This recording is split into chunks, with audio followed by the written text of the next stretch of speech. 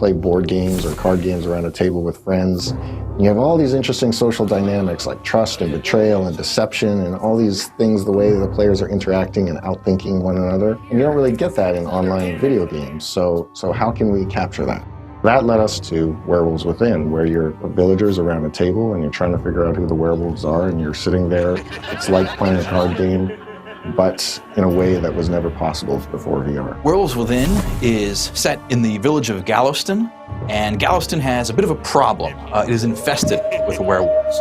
And so every night, the villagers get together to figure out who among them are these horrible werewolves acting with these vicious depredations, and they are trying to figure out who to condemn to their doom. There's things that VR replicates. For example, the whisper feature in our game, you could do that in real life, whisper to the person next to you. It really lets you bring that game table experience into VR, into this new technology. All of these social cues, these physical presence elements, these ambient movements that you make while you're at the table, reading your tells and your pantomimes and your giveaways, all of those translate almost perfectly into VR. And that was a perfect fit into the social deduction game that we eventually found ourselves making with Werewolves Within. Your friends have become other townsfolk villagers in this medieval village together, sitting around the table, seeing everybody's body language, talking to each other, playing these social deduction style games and having a great time, whether you're around the world or next door. One of the features I really like to use in the game is the monologue feature, and most players stand up and they deliver a very heartfelt diatribe on why you shouldn't vote for them or why you should vote for this guy.